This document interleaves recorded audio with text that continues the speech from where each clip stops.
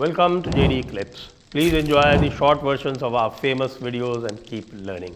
And don't forget to subscribe. भाई वरुण जी, ये रूठ क्यों गए शिंदे जी? सर कल तो 12 बजे तक पूरी न्यूज चल रही थी कि पूरा तय हो गया है और बीजेपी का मुख्यमंत्री बनने जा रहा है और पूरा मिनिस्टेरियल पोजीशंस भी फाइनल हो गई है कि 6 एमएलए के हिसाब से एक मिनिस्टर मिलेगा सबको।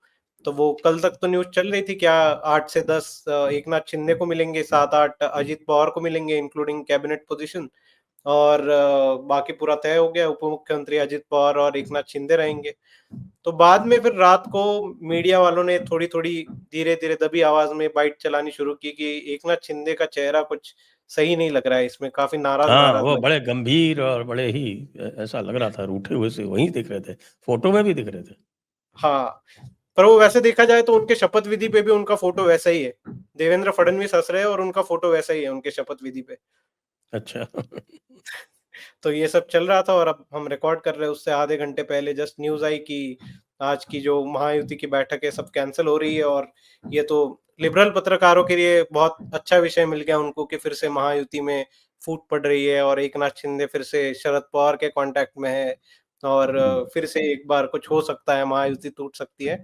पर वैसा मुझे नहीं लगता, ये बस डिले किया गया है क्योंकि बीजेपी का अब तक गठ नेता फाइनल नहीं हुआ है।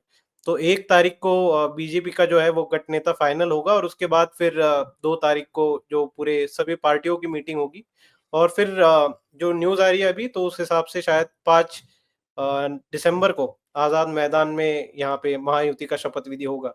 बाकी अभी बस ऑलमोस्ट सब कुछ फाइनल है। मिनिस्टीरियल पोजीशन में भी पोर्टफोलियो डिस्ट्रीब्यूशन ऑलमोस्ट फाइनल हो गया है। जो पुराने पोर्टफोलियोज थे वही रिपीट होंगे मोस्ट प्रोबेबली। अजित पवार को फाइनेंस और एकनाथ शिंदे को अर्बन डेवलपमेंट वगैरह। इसमें बस एक चीज पे बात अड़ी हुई है कि एकनाथ शिंदे को या शिवसेना को होम मिनिस्टर पोजीशन चाहिए और बीजेपी जैसा कि हम जानते हैं कि लॉ एंड ऑर्डर और होम डिपार्टमेंट पे कभी कॉम्प्रोमाइज नहीं करती।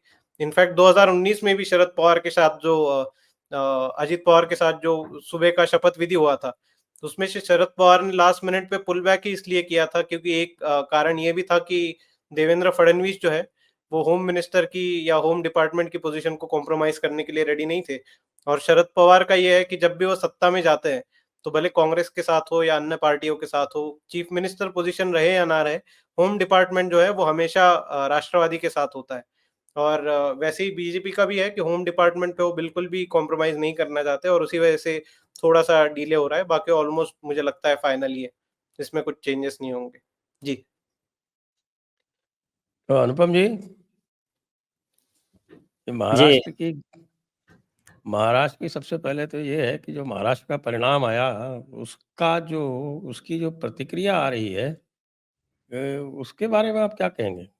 कह रहे हैं साहब सब कुछ जो है वो ईवीएम घोटाला हुआ है बहुत जबरदस्त। देखिए, असल में इसी को मुद्दा विहीन विपक्ष कहते हैं। मुद्दा विहीन विपक्ष का अर्थ होता है कि वो ज़मीन से कटे हुए रहते हैं और उनको ज़मीन पर क्या चल रहा है ये पता ही नहीं रहता है। जैसे महाराष्ट्र चुनाव के समय भी बहुत से ऐसे मुद्दे थे, अगर जिनको ये लोग उठाते, किसानों के मुद्दे थे, कुछ न कुछ इस पर फ़ायदा हो सकता था उन्हें। लेकिन उस समय इन्होंने अडानी-अडानी किया, उस समय इन्होंने मराठा आरक्षण किया कि उन्हें लगा बार-बार एक ही भूत को जीन से निकालेंगे, फिर डरा के वापस जीन में डाल देंगे, यही चलता ही रहेगा क्रम हमारा। तो अब इन्हें जो ये शॉक लगा है, क्योंकि ये शॉक जो है वो कांग्रेस को लगा है। क्यों?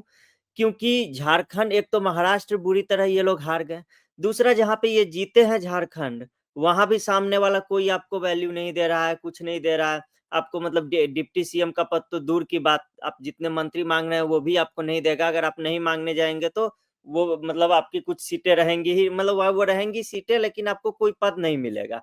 हेमंत सोरेन का ऐसा एटीट्यूड है। ऐसा हमने देखा था जम्मू कश्मीर में जब अब्दुल्ला लोग जीते थे तो फारूक ने भी फारूक अब्दुल्ला ने लात मार दी थी। वो कर दिया था, लात मार दिया था। और अब तो अखिलेश यादव बिना जीते ही कह रहे हैं कि ये पार्टी तो खत्म हो गई है, इसका कुछ अस्तित्व ही नहीं है।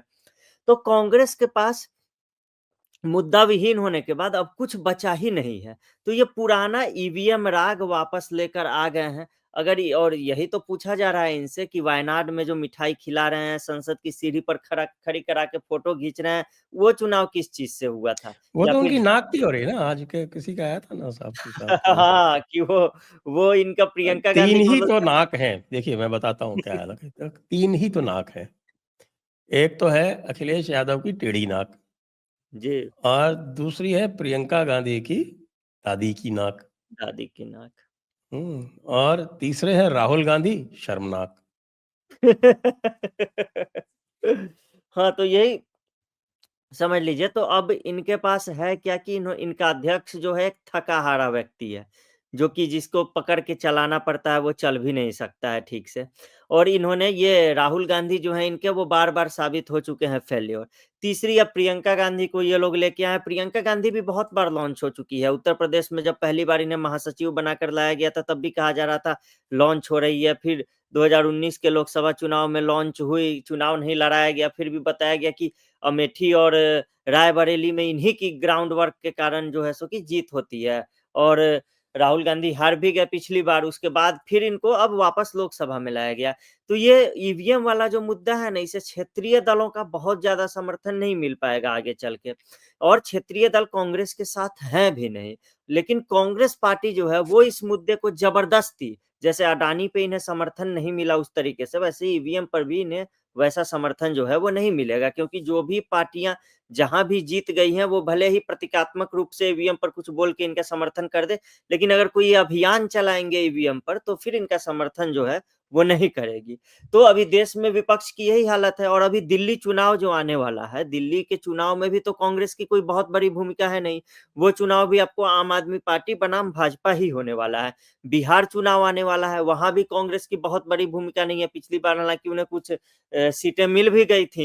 लेकिन इस बार अब तेजस्वी यादव और लालू यादव कितना भाव देते हैं, जिस तरह से यूपी में लताड़े जा रहे हैं, ये भी देखने वाली बात होगी। तो इस कारण जो है ये लोग फूटे हुए ढोल हो गए हैं और बार-बार एक ही बेसुरे धुन को बजा-बजा कर और चाह रहे हैं कि इस पर लोग नृत्य करें। लेकिन कांग्रेस को ये समझना चाहिए कि जो धुन वो बजा रहे हैं, उस पर उनकी जो सहयोगी पार्टियाँ हैं, उनके ही ताल नहीं मिल रहे हैं। तो ये अकेले नाचेंगे और अकेले नाचने वाला पागल होता है। तो वही समझ लीजिए यही स्थिति है इनकी।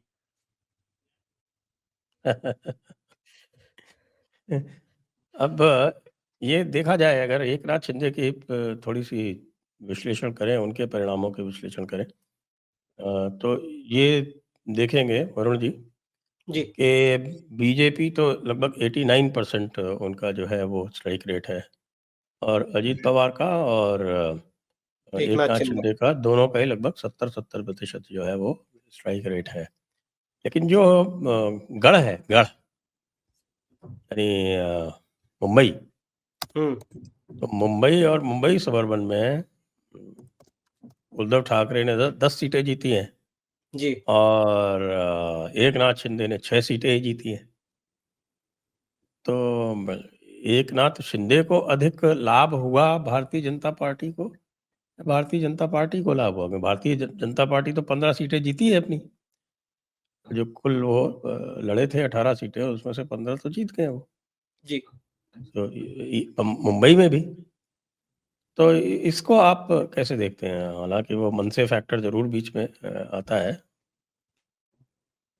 संजय जी, ये हमने इलेक्शन के पहले भी डिस्कस किया था कि बीजेपी का मुंबई में मोर और लेस स्ट्राइक रेट या फिर एमएलएस का जो काउंट है, वो सिमिलर ही रहता है। उन्होंने सारी सीटें लड़ी थी, तभी भी उनको उतने ही सीट आए थे 14-15 और बाद में शिवसेना के साथ गठबंधन में लड़ा तो भी उनको उतना ही आया। क्योंकि उनको मेजरली जो शेयर है वो एकनाथ शिंदे या शिवसेना के वोट ट्रांसफर पे डिपेंड नहीं करता, वो उनका बीजेपी का ओरिजिनल खुद का एक वोट बैंक है मुंबई में, जो नॉर्थ इंडियन वोट बैंक है। एकनाथ शिंदे को यहाँ पे नुकसान इसलिए हुआ क्योंकि मुंबई में हमने कल इस पर ट्वीट भी किया था कि राज ठाकरे ने जो कैंडिडेट्स उतारे थे उसमें से 10 सीटें ऐसी थी कि जहां पे अगर एमएनएस फैक्टर नहीं आता तो शायद बीजेपी या महायुति को वो सीट निकल जाती। उसमें से 3 प्रोमिनेंट तो मुंबई की ही थी, बाकी एक माहिम है या फिर वर्ली है। वर्ली में संदीप देशपांडे 19,000 वोट ले गए, जहाँ पे मिलिंद देवड़ा को 55,000 वोट्स थे और बस 6,000 के मार्जिन से आदित्य ठाकरे आए। तो यहाँ पे अगर एमएनएस फैक्टर ना होता तो मिलिंद देवड़ा को वो बाकी का जो 19,000 का वोट है उसमें से 70 to 80% वोट उनको आता और वो एक कंफर्टेबल 7-8 हजार के मार्जिन से वहां पे जीत जाते। ऐसे ही अगर हम माहिम में देखें तो लास्ट मोमेंट पे अमित ठाकरे को वहां पे पैरा ड्रॉप किया गया। अगर वो ना होते तो सदा सरवनकर जो है एकनाथ शिंदे के पार्टी के, वो वहां पे कंफर्टेबल मार्जिन से जीत जाते, क्योंकि माहिम का सीट कुछ अगर मुझे याद है तो बस 1-1.5 हजार के वोट शेयर से हारी है शिवसेना, और वहां पे अमित ठाकरे को 33,000 वोट्स मिले हैं। तो ऐसी कम से कम 3 सीटें मुंबई में हैं जहां पे उद्धव ठाकरे हार जाते हैं और वो सीटें एकनाथ शिंदे के पास आ जाती है अगर एमएनएस का कैंडिडेट वहां पे नहीं होता। तो वैसा देखा जाए तो एकनाथ शिंदे और उद्धव ठाकरे अब इस समय पर मुंबई में इक्वल स्टैंडिंग पे है। अब ये डिपेंड करता है आगे बीएमसी से पहले कि दोनों फैक्टर्स वहां पे कैसे प्ले करते हैं। और राज ठाकरे अभी वैसे राज ठाकरे का भी रुख कुछ बदला बदला लग रहा है। कल परसों उन्होंने पुणे में बैठक की थी पदाधिकारियों के साथ, और वो भी अभी ईवीएम का आलाप ये कर रहे हैं कि ईवीएम में कुछ गड़बड़ है, ईवीएम के वजह से हारे हैं।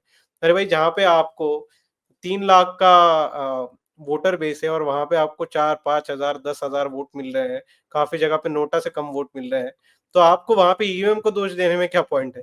हाँ, अगर क्लोज मार्जिन होता कि 500 हजार के मार्जिन से कुछ हो गया है, जैसे लोकसभा में हमने देखा रविंद्र वायकर का 48 वोट से वो जीते हैं लोकसभा, ऐसे क्लोज कंटेस्ट में भी आप कह सकते हैं कि रिकाउंटिंग करो, ईवीएम का कुछ हो। पर यहाँ पे इस फैक्टर में आप ईवीएम का राग आलापो तो उसमें कुछ मुझे समझ में नहीं आता।